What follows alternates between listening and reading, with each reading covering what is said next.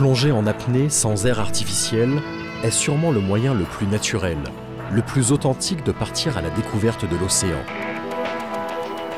En profondeur, nous sommes en sursis. Pourtant, j'ai confiance, je suis chez moi. Dans l'océan Indien, je plonge aux côtés de mon ami, de mon maître aussi. À 74 ans, Guy Gazot a passé plus de temps en apnée sous l'eau qu'à l'air libre.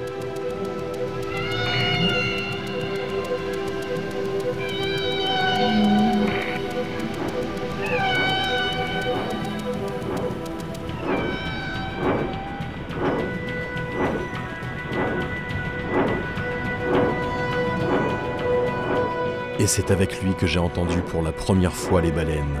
Un chant légendaire et mystique, jadis confondu avec celui des sirènes.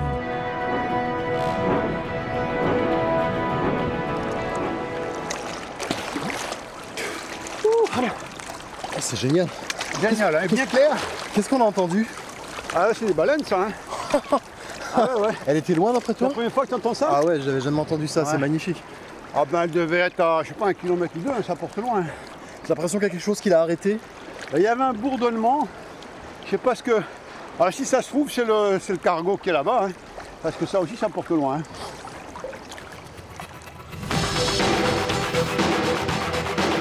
Moi qui ai toujours cru que l'océan était le monde du silence. Tout au long de l'enquête qui allait me mener aux 4 coins du monde, j'allais découvrir un univers sonore riche et complexe, dans lequel hommes et animaux ne peuvent cohabiter sans dommage. 2 milliards d'humains vivent le long des côtes, 60 000 bateaux naviguent en permanence, plateformes pétrolières, recherches minières, sonars militaires produisent une cacophonie sous-marine qui, en surface, passe inaperçue. Inaperçue, sauf pour les millions de mammifères marins. À cause du bruit, ils éprouvent des difficultés à communiquer, à se repérer. Comme aveuglés, ils se perdent alors dans l'immensité des mers.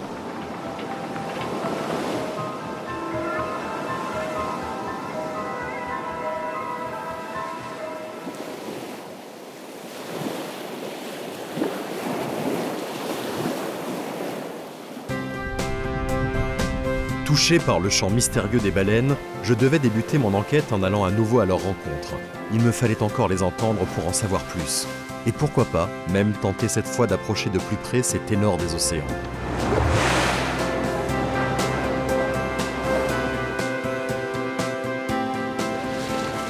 À La Réunion, je suis embarqué par les membres de l'association Abyss. Ils écoutent la vie sous-marine et recensent les populations de mammifères marins. En mer à la recherche des baleines, il n'est pas rare de tomber sur des bancs de dauphins.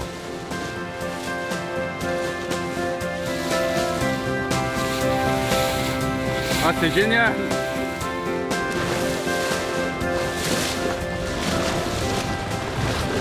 Ah, c'était top, hein.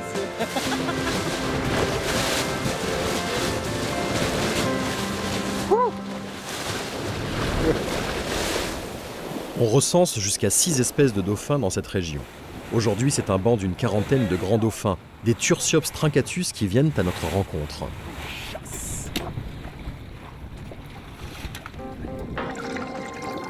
Alors que je pénètre à nouveau dans cet univers sonore, je commence à mieux comprendre l'enjeu vital de la propagation du son. Ici où la vue ne porte qu'à quelques dizaines de mètres, c'est le son qui semble permettre aux animaux de se repérer.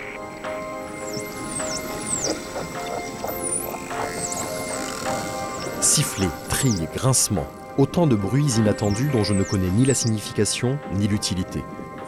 Au-delà de cette cacophonie, je perçois au loin un chant qui m'est désormais familier.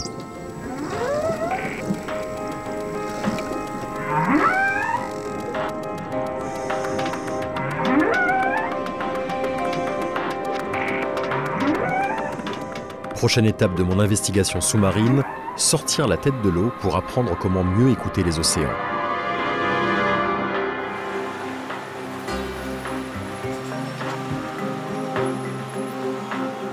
Direction le nord de l'Italie. Derrière ces murs, des scientifiques décryptent les sons produits par les animaux marins. Grâce à Gianni Pavan et Claudio Fossati, je vais moi aussi commencer à tout comprendre. C'est trop compliqué à expliquer. Donc il faut vous faire écouter tous les sons pour comprendre ce qu'il se passe. Alors, Ok, Sébastien. Let's start with Commençons avec le bruit de fond de l'océan. of the ocean. You can see it Vous on le the voyez screen. sur l'écran. Et ça, c'est le silence. Exactement. That's the silent Ça, world c'est le monde du of silence Cousteau. de Jacques Cousteau. And if you were, Et si vous for étiez par example, a exemple sperm un whale, cachalot, you would be able to vous hear pourriez many entendre different beaucoup de sons from différents. the low frequency to the Depuis high des sons de frequency. basse fréquence jusqu'à des sons haute fréquence, bien au-delà de notre gamme humaine qui est délimitée sur l'écran. Dans la mer, vous pouvez entendre vos amis. Ça, ce sont les clics d'autres cachalots. Socialization clicks, dolphins, Des dauphins que l'on entend habituellement. and of course you already Et bien heard sûr, the vous avez déjà humpback entendu les baleines à bosse, qui sont les vedettes de l'océan. Ça, c'est le chant des baleines à bosse. whales. Exactly. Donc vous pouvez entendre que sous l'eau, c'est la même chose que ce que l'on peut entendre dans la jungle. Pour eux, c'est la jungle sous-marine. Underwater jungle.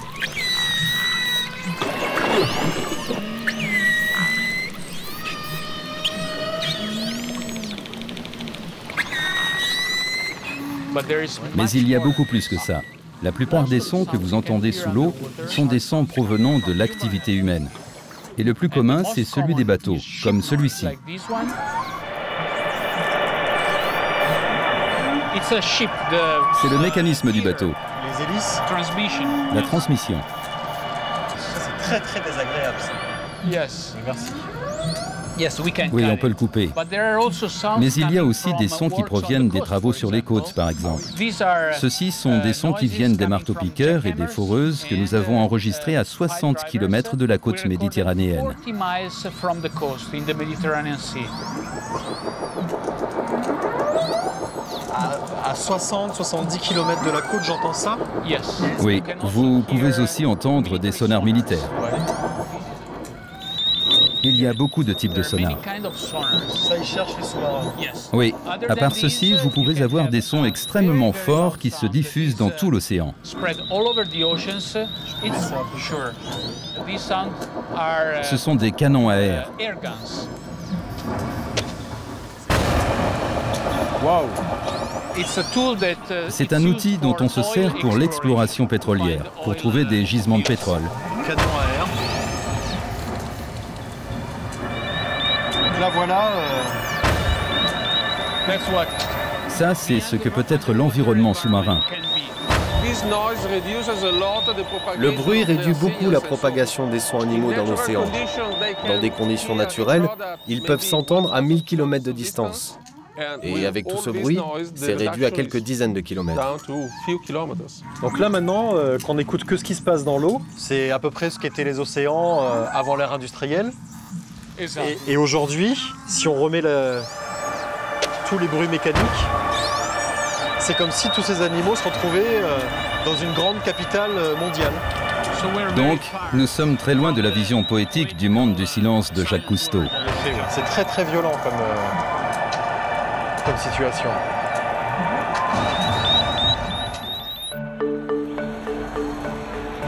À l'issue de cette séance, une certitude. Le vacarme sous-marin est une réalité et elle est violente.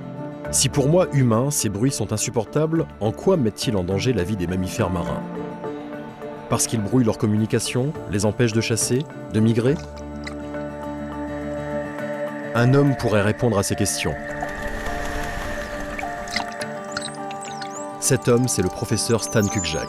Il consacre sa vie aux dauphins, en tentant de déchiffrer leur langage, d'écrire une sorte de dictionnaire homme-dauphin. Il filme, enregistre, accumule des milliers d'informations sonores et comportementales. Il tente d'associer les deux pour prouver que ces sons remplissent bel et bien la fonction sociale du langage.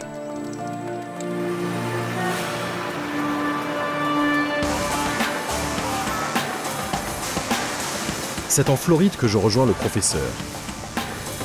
Pour qu'il y ait une véritable conversation avec un langage et non juste des cris, il faut qu'un individu s'adresse à un autre et que les deux le sachent. Stan, vous faites des recherches sur la communication entre dauphins. En quoi ça consiste exactement? Ce que nous essayons de faire dans des endroits comme à Dolphin Plus, c'est de créer des scénarios qui nous aident à mieux comprendre certains aspects spécifiques de leur système de communication. Alors en termes de communication, vous et moi c'est assez facile. Quand je vous parle, vous savez que je m'adresse à vous. Quand vous me répondez, je sais que vous vous adressez à moi. Mais dans l'eau, comment est-ce qu'ils font les dauphins pour réussir à s'identifier? Une chose que vous allez voir quand nous serons à Dolphin Plus, ce sont les mères qui appellent leurs petits. Un jeune reconnaît l'appel de sa mère. Comment il le fait, nous ne savons pas. Mais j'imagine que ça conforte votre idée et que ce que vous dites, qu'ils peuvent se reconnaître vocalement entre eux. Dans ce centre de recherche, les animaux sont en captivité, situation qui pose toujours un problème moral. C'est aussi le seul moyen pour les scientifiques de mener des expériences suffisamment précises. Dans la nature, on peut observer, mais dans ce lieu, on peut aussi traduire. Il y a 8 dauphins dans ce bassin, 4 mères et leurs 4 petits. Le but est de savoir si chaque mère est capable d'appeler individuellement son petit sans que les autres dauphins ne réagissent. Les entraîneurs ont réussi à apprendre aux mères dauphins à appeler les jeunes quand ils leur demandent de le faire en leur donnant un signe de la main qui signifie « ramenez votre petit ». À ce moment, la mère pourrait aller chercher son petit physiquement et le ramener. Mais la plupart des fois, 90% des fois même plus, elle emploie une simple vocalisation pour appeler son jeune. Holly, à chaque fois que la maman appelle son bébé, pour vous, c'est toujours le même son que vous avez? C'est le même son pour le même couple mère-petit. Donc à chaque fois où la mère appelle son petit, nous entendons toujours le même son. Mais si la mère appelle 2 petits différents, elle utilise un son pour un des petits et un autre son pour l'autre petit. Stan, on peut comprendre que c'est le nom du bébé que la maman crie. Ce que Holly a décrit concorde avec l'idée que ces sons sont les noms des dauphins. Il nous faut rester un peu prudent avant d'arriver à cette conclusion. Holly en est entièrement convaincu, mais le fait que chaque mère utilise toujours le même son pour chacun de ses petits donne du poids à cette idée. C'est quelque chose que nous appellerions un nom. Tête haute. On appelle.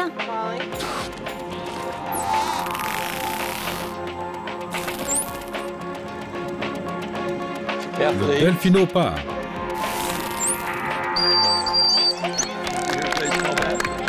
On appelle.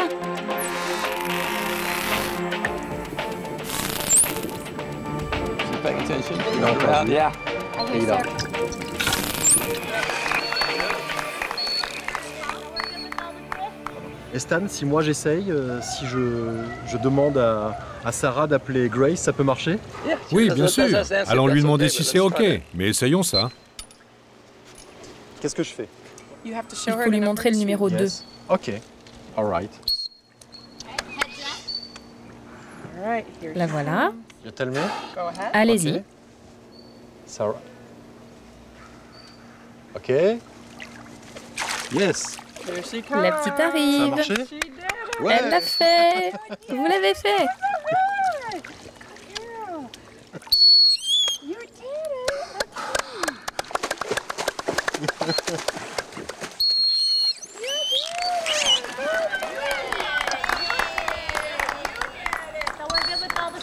Je parle le dauphin. I speak dolphin. C'est vrai, très bien. Yes, very well. I've got one word. This one. C'est comme mon français, un seul mot.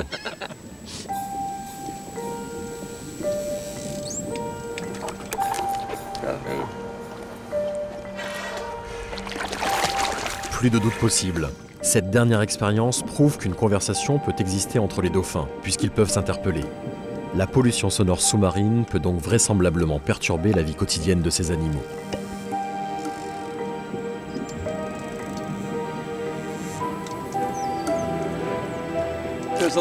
Aujourd'hui, il y a beaucoup de particules dans l'eau.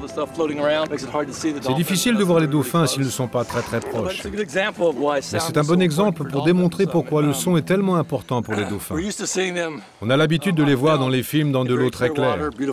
C'est facile de les voir. Mais les dauphins passent une grande partie de leur vie dans de l'eau très obscure. Donc ils comptent beaucoup sur le son, pour savoir où ils sont, pour savoir où sont les autres, pour communiquer, pour trouver de la nourriture. Mais si vous voulez voir un grand groupe de dauphins dans différents rapports sociaux intéressants, je vous conseille d'aller à Roatan. L'eau est beaucoup plus claire qu'ici. C'est la situation la plus proche de leur vie à l'état sauvage que j'ai pu trouver.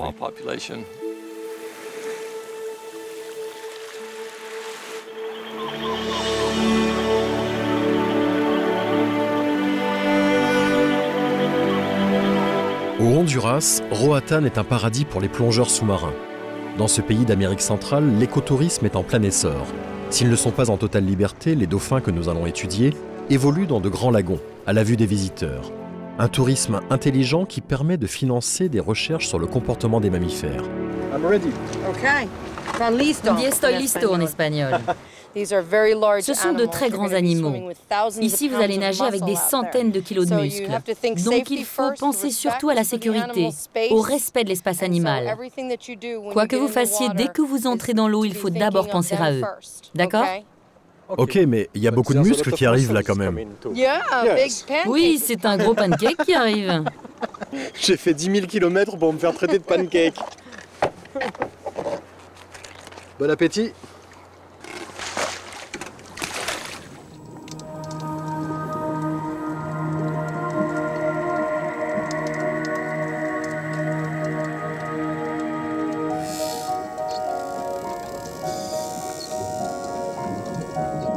Ici, je réalise un rêve. Nager au milieu des dauphins et entrer en contact avec eux.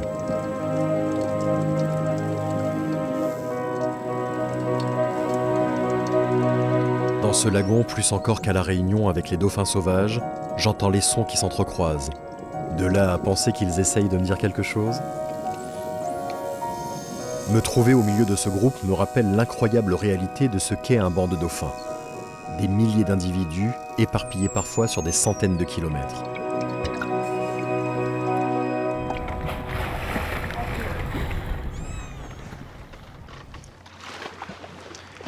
Terry, ça va?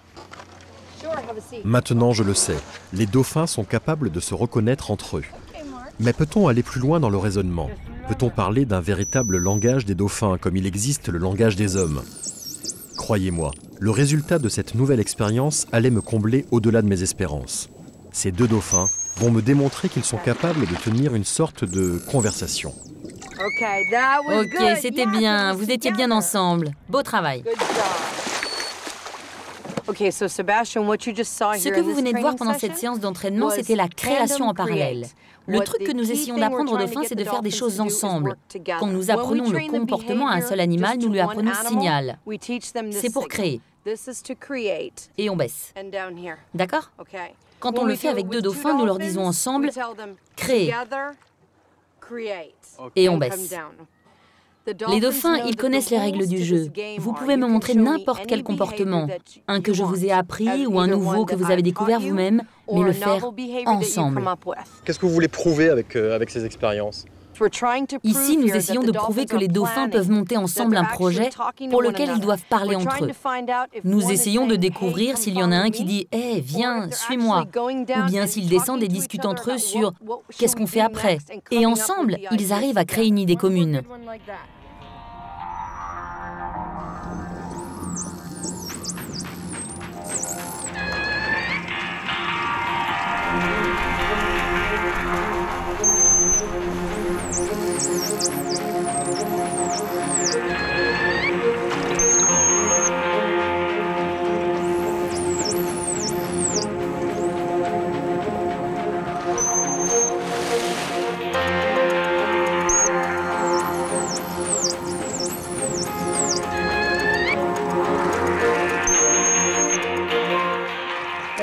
Ils ont commencé avec quelque chose qui était totalement nouveau. C'était génial. Prêt ?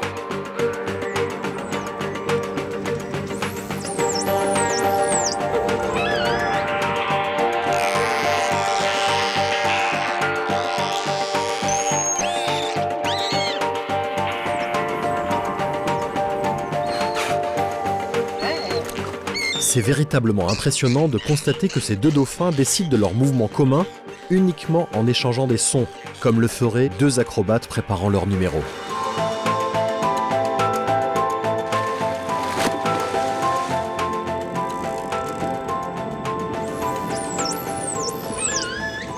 Il y a des sons spécifiques auxquels je me suis habituée au fur et à mesure des années et qui veulent dire des choses spécifiques. Alors est-ce que ce sont des mots, entre guillemets ? Probablement non, mais ils communiquent quand même une idée. Il y a aussi quelque chose d'autre que j'ai entendu ici, et jusqu'à présent, ce ne sont que des mâles qui le produisent. C'est un gazouillement produit par un mâle qui se tourne sur le côté vers une femelle soumise, tandis qu'il a une érection et commence à simuler la copulation. En gros, ça veut dire « Est-ce que tu veux avoir une relation sexuelle ?»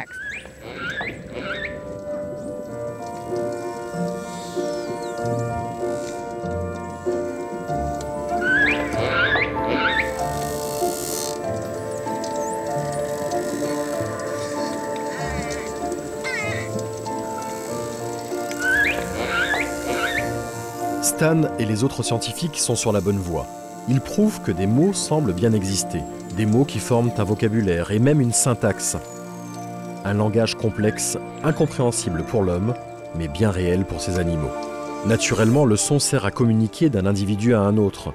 Mais dans les abysses, le son sert aussi à voir.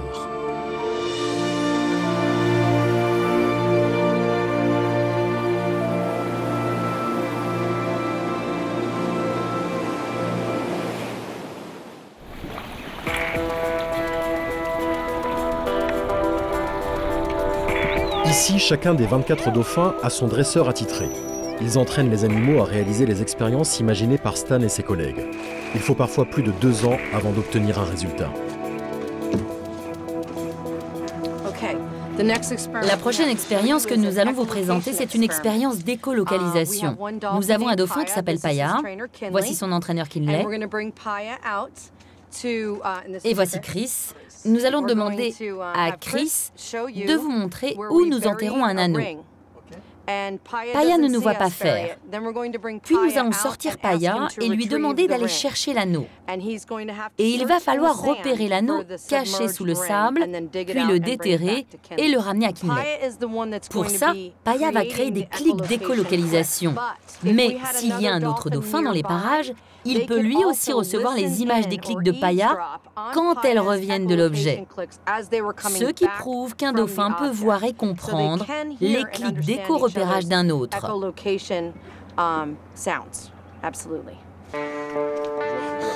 Plongée en arrière.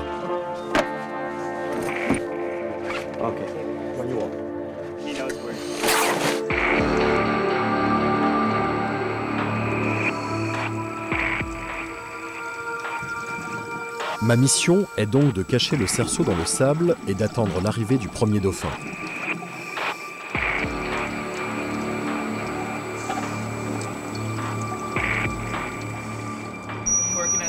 La barrière est ouverte.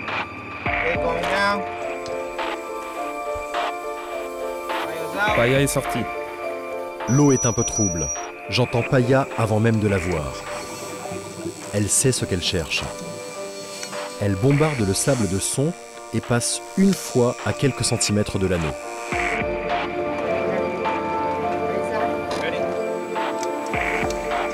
Il lui faut à peine une dizaine de secondes pour réussir.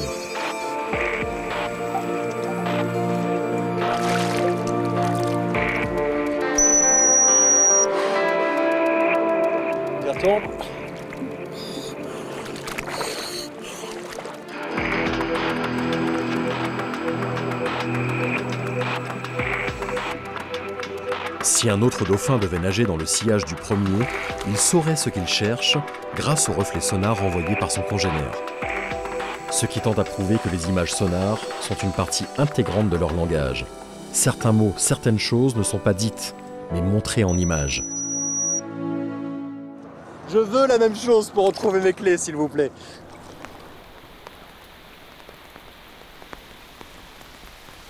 Jamais je n'aurais imaginé que le monde sonore des mammifères marins était si complexe. Les dauphins ne sont qu'un exemple parmi d'autres, et tous les scientifiques s'accordent à dire qu'il en est de même à différents niveaux pour la plupart des cétacés. Comment ces simples sifflets, ces sons si dépouillés, peuvent-ils dissimuler un langage aussi riche? Tout à coup, je fais le rêve de tout comprendre.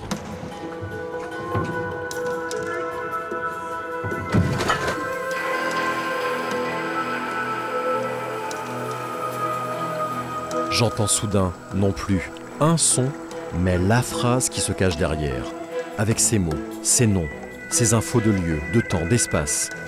Comme eux, je vois les images, je ressens les émotions. Enfin, je comprends le langage rêvé des dauphins.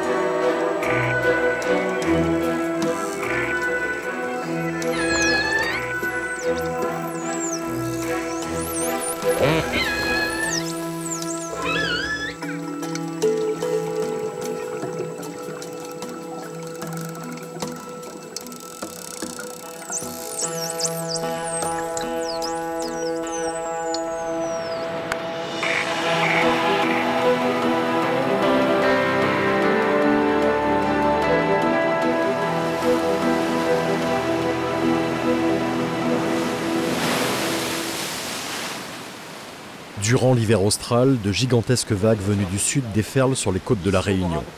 L'air est plus frais et au pôle sud, le froid et la nuit se sont installés. C'est la saison des amours pour les baleines à bosse. Des mâles, des jeunes, des mères, des bébés, qui profitent de l'océan Indien en attendant l'été pour retourner se nourrir en Antarctique. Si les baleines sont ici, c'est peut-être grâce à leur chant. Ces sons peuvent parcourir des milliers de kilomètres. Les baleines d'Antarctique se repéreront dans leur migration en échangeant plusieurs fois durant le périple avec celles déjà arrivées dans l'océan Indien.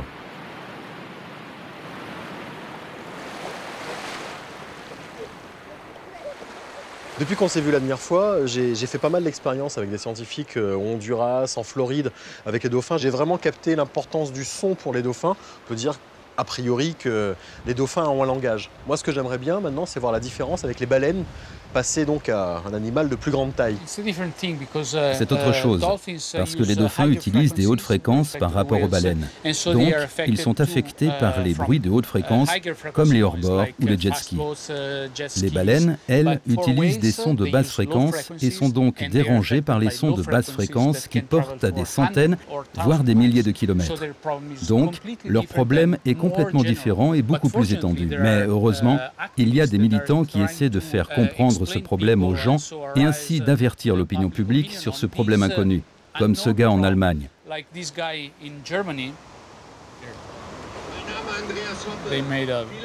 Ils ont réalisé une très bonne expérience avec beaucoup de gens sur une place à Berlin.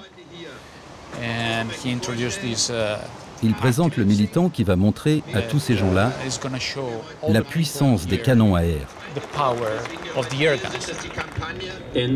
Rares sont ceux qui savent que l'industrie pétrolière se sert de canons à air, dits air guns, qui permettent de trouver du gaz et du pétrole en effectuant des explosions ciblées dans les fonds marins. Ce faisant, ils émettent des sons et le bruit est si fort que... Eh bien, difficile à expliquer ce bruit car il n'est comparable à aucun des sons que nous entendons en dehors des océans. Imaginez le bruit de 10 000 marteaux-piqueurs à 1 mètre de distance. Ce mammifère a besoin de son sens auditif pour chercher des aliments, trouver des partenaires. À la recherche de gaz et de pétrole, nous, ou plutôt l'industrie pétrolière, détruit l'espace vital de ces mammifères et endommage leur ouïe.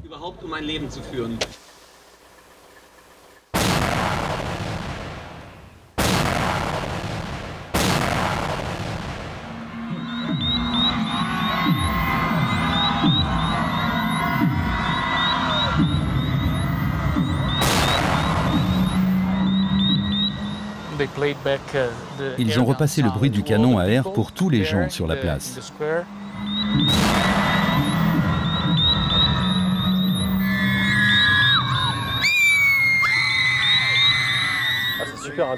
C'est super intelligent comme méthode. Oui, et pour comprendre la puissance qu'un son de basse fréquence peut produire, la meilleure façon, c'est d'aller en mer et de plonger avec des baleines. Elles émettent un bruit, ou dans ce cas, des chants si puissants que vous pouvez le sentir à travers votre corps, qui se met à vibrer à cause de la puissance émise.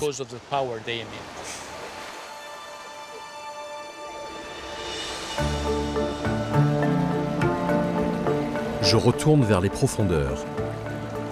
Les problèmes liés à la pollution sonore sont pour moi désormais une réalité. À la sortie du port, le bruit de cette pelleteuse en est une parfaite illustration.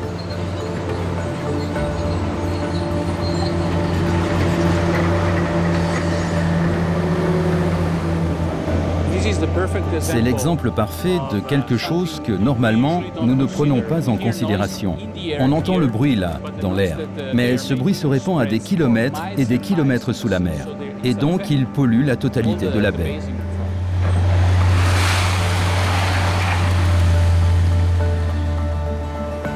Les bruits assourdissants ne nous empêchent pas d'apercevoir nos premières baleines, à quelques centaines de mètres de la côte.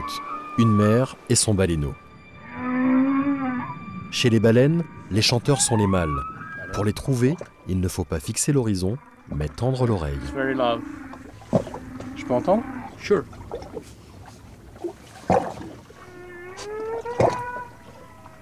Ah ouais. Nice, hein? It's very loud. C'est très très fort. Et si je vais dans l'eau, je vais l'entendre?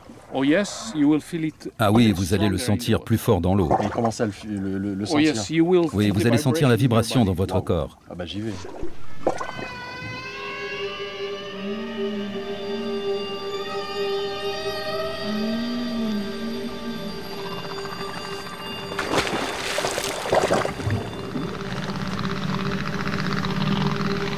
C'est la 3e fois de ma vie que j'entends ce chant. Mais c'est la première fois que je le ressens vraiment dans mon corps. 140 décibels, l'équivalent d'un avion au décollage. Cette baleine est là, en dessous de moi, à une 50aine de mètres, hors de mon champ de vision. C'est extraordinaire. J'ai jamais ressenti un truc pareil. Je la vois pas, Claudio, elle est loin?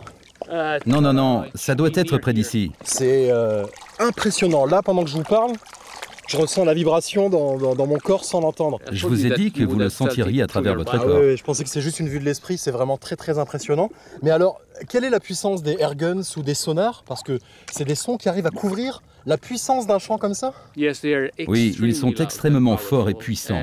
Pour un plongeur, c'est même dangereux de plonger auprès d'un sonar actif ou un canon à air.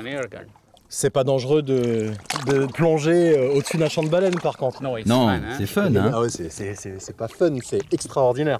C'est unique, j'y vais.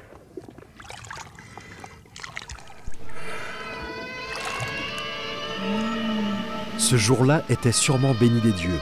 Dans le périmètre de la baleine chanteuse, je fais une autre rencontre de poids.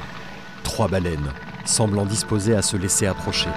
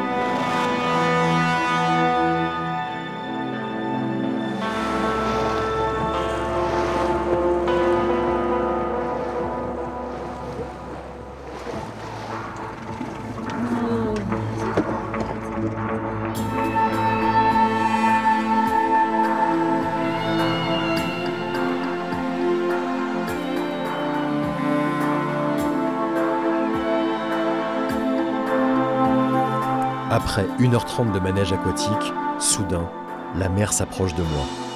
En guise de salut, elle me touche d'un coup de nageoire pectorale.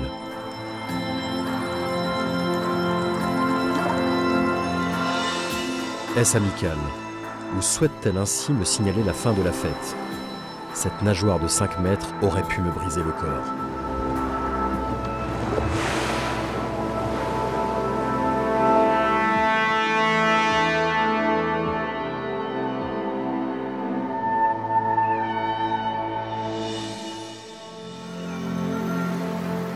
Je décide de retourner à Pavie, au laboratoire de Gianni et Claudio, pour tenter d'y voir plus clair sur la réalité des dangers que la pollution sonore sous-marine fait encourir aux animaux.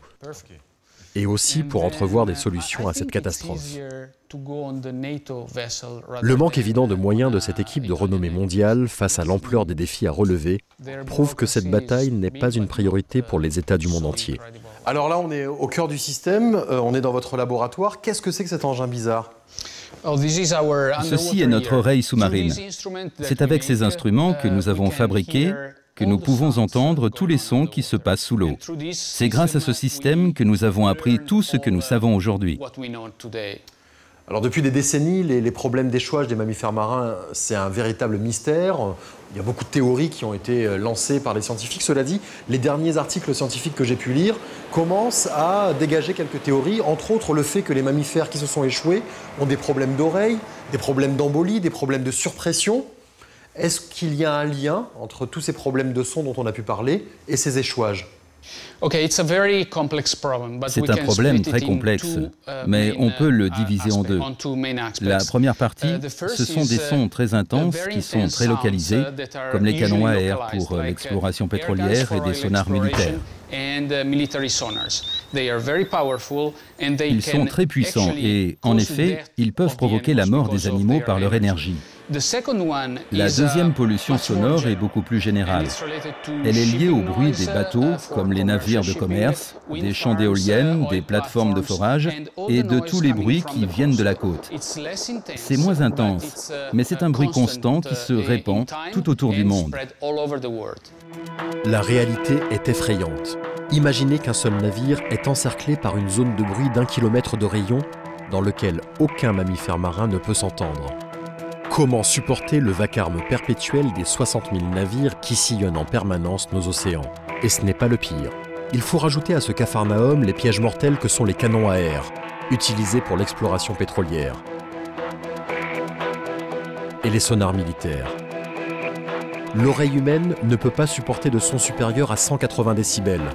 Ces engins exposent les animaux à des déflagrations sonores 10 fois plus puissantes.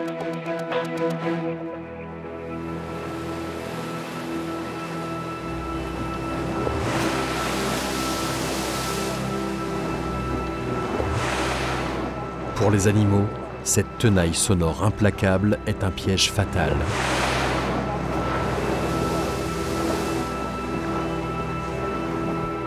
Mais est-ce qu'on peut imaginer inventer une borne qui diffuse un son naturel contenant une information qui dirait aux mammifères marins « Éloignez-vous, on va faire du bruit, ça va vous faire mal ». Il y a des gens qui travaillent sur des bouées en mer qui produisent des sons artificiels destinés à chasser les animaux de la zone. Mais jusqu'ici, tout le travail fait l'a été sur des bruits artificiels. Bien sûr, il serait beaucoup plus efficace d'émettre des sons naturels, des sons d'animaux qui contiendraient l'information « Va-t'en, cet endroit va être très bruyant ou dangereux ».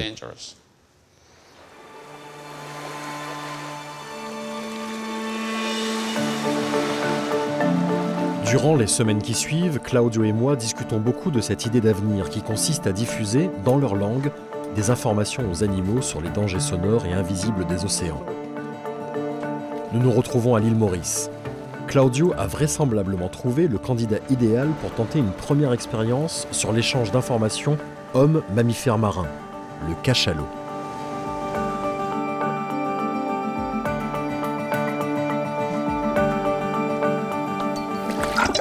Grâce à son hydrophone directionnel, Claudio repère un groupe d'individus. Ils ne sont pas bien loin. On les entend distinctement.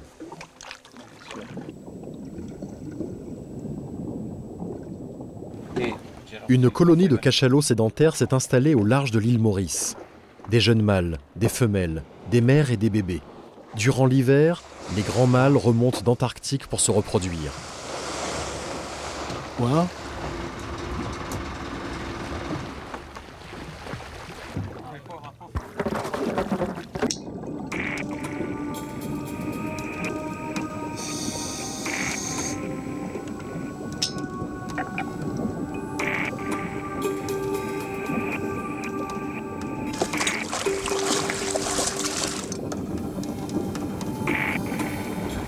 En surface, on compte une dizaine de cachalots. Ils passent lentement, sans se presser. Nous vivons la scène comme un appel à les rejoindre, une invitation à vivre un moment unique, approcher un animal mythique, le seigneur des océans.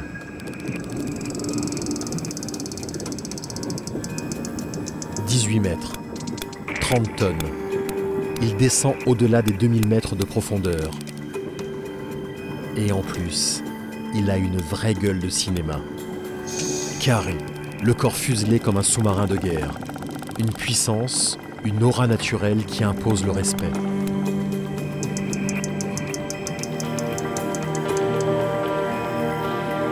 L'élégance de leur déplacement confère au moment une sensation d'apesanteur, comme si le temps ralentissait. Une étrangeté accentuée par les courtes séries de clics qui envahissent l'espace. Ces codas pourraient indiquer un rassemblement, mais sont aussi le synonyme de bien des mystères, au regard des connaissances que nous détenons aujourd'hui.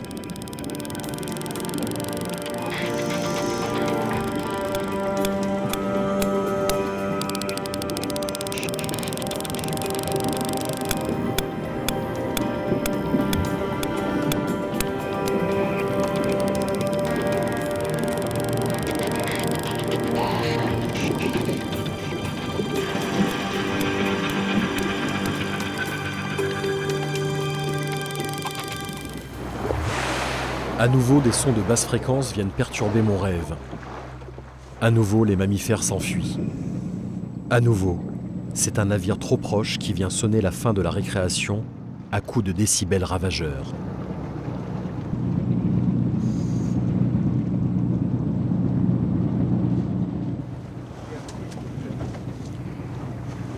Il se dirige droit dessus, là. À ce rythme-là, il va leur passer dessus.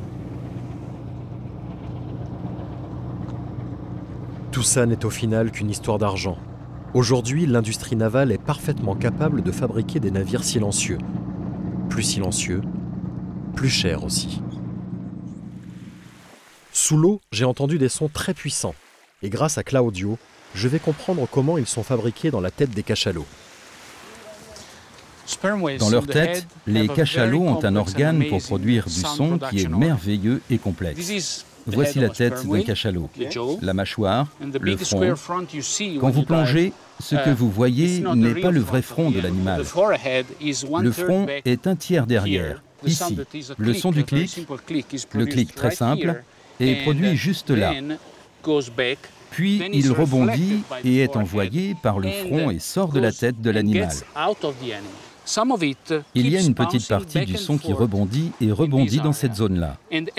Et à chaque rebond, un petit peu de ce son s'échappe. Donc, quand on analyse le clic d'un cachalot, on entend d'abord le grand clic, qui est la première vibration intense, puis, après, des vibrations différentes, qui sont les petits clics de rebond. Et le délai entre ces clics donne la taille de la tête de la baleine, donc sa taille complète. Alors l'information qui est envoyée, ça donne la taille du cachalot. C'est ce que nous croyons parce que si nous savons récupérer cette information sur le clic, nous pensons que les cachalots savent aussi la comprendre. Alors j'ai pris le son d'un coda de cachalot de Maurice, un son social, et je l'ai modifié pour fabriquer acoustiquement des animaux virtuels de tailles différentes.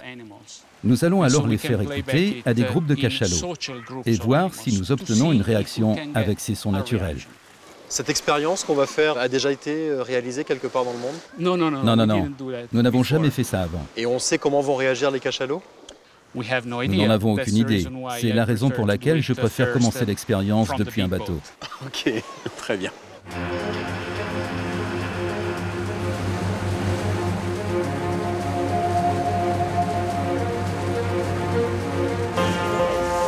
Pour moi, c'est OK. Yes. Ok. Juste devant, là. Cette expérience de communication interespèces est un véritable défi. Elle soulève néanmoins beaucoup d'interrogations, à commencer par une question fondamentale. Les cachalots vont-ils comprendre une information fabriquée par l'homme, puis traduite dans leur langue?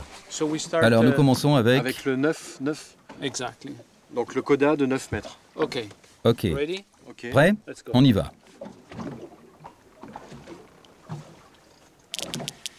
Il a réagi? Là, elles sont en train de faire une plongée d'approche. Vous voulez changer de taille? On passe au 12 mètres pour voir. Nous allons passer au cachalot de 12 mètres. Déjà, il est beaucoup plus gros. Essayons avec le 12 mètres.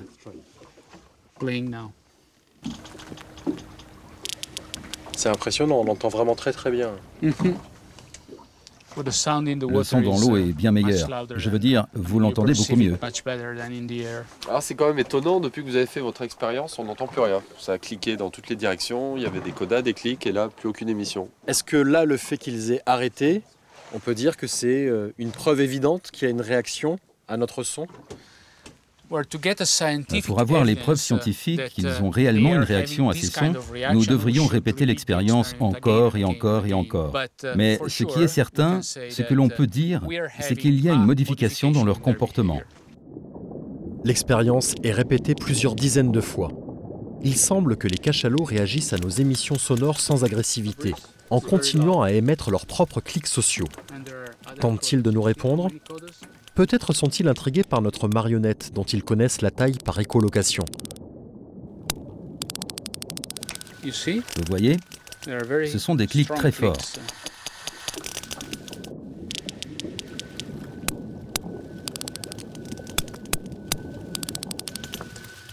Bon, Claudio, apparemment, on a des réponses, ou en tout cas, on a une réaction uniquement sonore pour l'instant.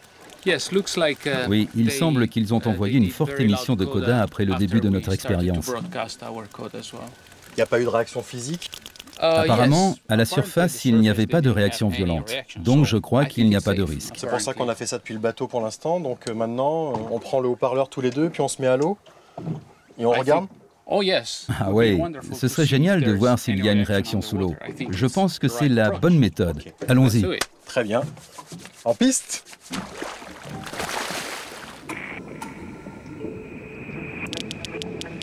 À proximité du haut-parleur, je suis un peu moins rassuré. Comme les dauphins, les cachalots peuvent, grâce au son, scanner une silhouette dans l'eau. Ce sont aussi des guerriers redoutables. Le son est leur arme fatale. D'un cri, ils sont capables de tuer des calamars géants. À cet instant, face à ce miracle de l'évolution, nous sommes, Claudio et moi, dans un état de grande vulnérabilité. Mais après un instant, je constate que la curiosité l'emporte. Les cachalots semblent intrigués par nos sons. Peut-être les comprennent-ils. Est-ce la première étape d'un dialogue entre eux et nous? L'aube d'un futur lointain où l'on pourrait se comprendre. Vous avez vu? À chaque fois que nous avons émis des codas, avec le bateau dans la même position que les cachalots, ils ont systématiquement changé de direction pour venir vers nous. Les deux dernières fois, nous n'avons pas émis de codas et ils ont continué leur route tout droit. Ça veut dire qu'il y a peut-être une interaction? La science n'est pas aussi simple, mais ça va servir à quelque chose. C'est le début. On est au début d'une nouvelle expérience. Exactement, c'est une nouvelle porte. Allons voir où elle nous mène. Je peux retourner dans la fenêtre? On peut y retourner?